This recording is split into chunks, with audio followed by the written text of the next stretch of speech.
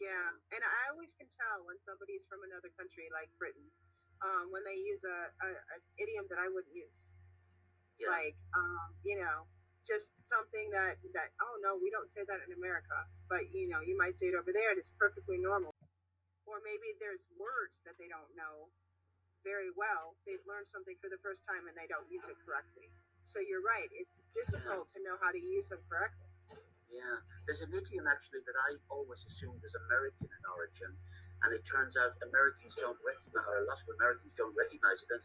And it's an incredibly popular one on these islands, the Uh UK and huh. Ireland, which is somebody has lost the plot. If you lose the plot, I mean, Ken recognizes it immediately, but it's an incredibly, it's a very powerful one. It's informal. You wouldn't use it in a formal situation, but it's very popular and very common. And it just means, you've lost the plot, you've lost the thread of, or you've lost a sense of logic. And you Right. just say you've lost the plot. And to me, it sounded American, like Hollywood or something, Hollywood plots. Nope. And it No, turns we out don't it's use not it here. American at all. Have you heard of it before? No. No, I haven't. No, I haven't. Lost the plot. Yeah. Yeah. I use the pop Very quite interesting. regularly, to be perfectly honest. It's incredibly popular. Yeah.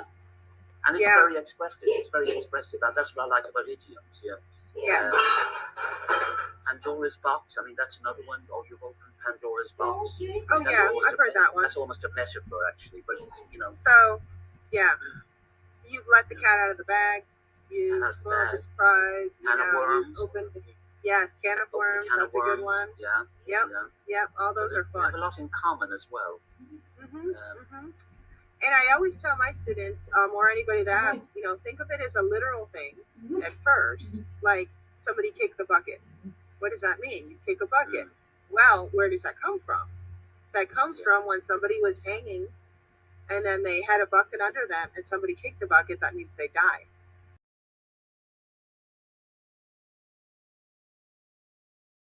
I have a couple of British ones if you guys want to hear these. Are these Don't that you're throw not the. familiar with in the States, or you know them? Well, no, we use them. We use them here, but I think the historical context comes from Britain. So the first one is don't throw the baby out with the bathwater. Really, that's a British one. Yeah, I thought Yeah. that would be universal. Yeah. Amazing. Well, maybe it is, but the reason that I say it is because the way I heard it, and you hear histories of where these sayings came from, and what the story is that back in Britain in whatever 1600s, 1700s, when they didn't have running water, they just had one bathtub. Everybody used the water in this bathtub, and you only got to take a bath like once a week or once a month or whatever. So the father went first because he's the patriarch, then the mother, then the kids, then the baby. By the time the baby gets in the bath water, it's so murky you can't even see the baby in there. So don't throw the baby out with the bath water. Yeah. Yeah. So, yeah, So and the second one is when it's raining cats and dogs, and there's a thatched roof, and the animals, but cats and dogs are up there for the warmth.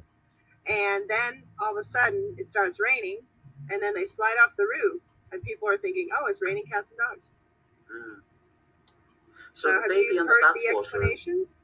What's the do you know what the baby and the bathwater, how it's used in modern British English, or you just know the history of it? I know the history. Well, I think what it means is um, don't nix a project just because you don't like one detail about it. Exactly. Yeah. Don't throw out the good with the bad. Basically. Exactly. With great respect to babies. Mm-hmm. And raining cats and dogs, I don't really know. I mean, in French, the saying is it's raining like quartz. So the water is so thick that it's raining like quartz. So it's a similar expression, meaning the same thing, but it doesn't sound the same at all. Yeah, cats and dogs is it's raining very heavily, basically. That's all. Exactly. Alternative, yeah. Which is one of those things which is not really used today. I mean, I wouldn't use it. I'd probably say it's hammering it down or it's lashing it down. But the last time I used cats and dogs is yonks ago. I mean, absolutely, I can't remember. But you see it all the time. There's something which is taught, and I keep saying to people, "Well, it's good to know it, but actually, I wouldn't use it, and I really don't come across that many British people." I think. I mean, I use it for sure, And then I have taught that to other people, and then I guess in all other languages, or at least every person that I've spoken to, like in Spanish and French and in Italy, they'll say that they say the same thing. Yeah. I've done ones too where I look up the whole like historic, like where did it come from, and I will make a video of it. Like one was like Coffin Nail, which first was like in Shakespeare, and then you hear it again in Christmas Carol, and basically like the whole like where is that coming from? Because I find that interesting. So yeah. Yeah. So in things like that, there was a number of them. Like one of them was like an arm and a leg, which I thought was like, okay, if you had a painting and you wanted to have your arms and legs, it would cost more, but it didn't actually come from that. It was like, no, it was the same amount of money. Like just a matter of how big the painting is. But it was actually coming out of like war, when the cost of war was people were losing their arms and legs. The history is quite important, and I think a lot of them actually come out of the military as well. So 7 sheets, to the wind, I do know, or 7 sheets.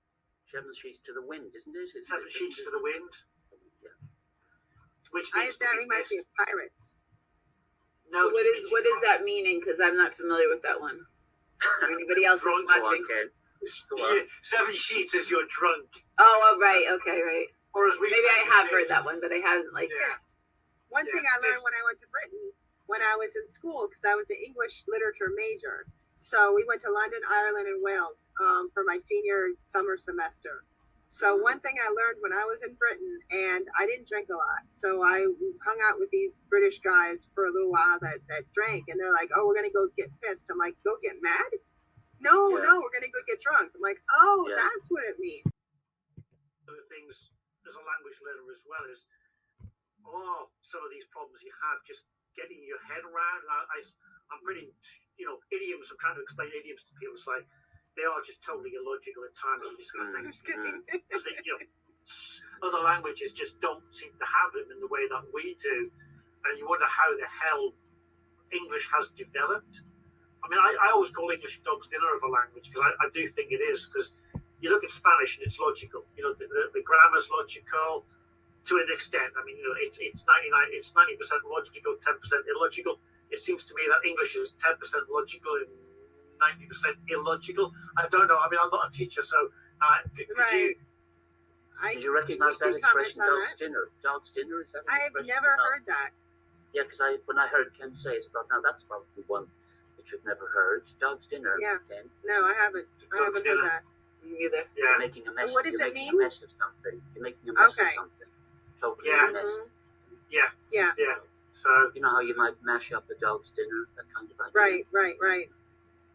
I kind of use it to mean that it works. It feeds the animal, but it doesn't look particularly great. And I think that's how I describe English when I have this. It works. It does what it needs to do.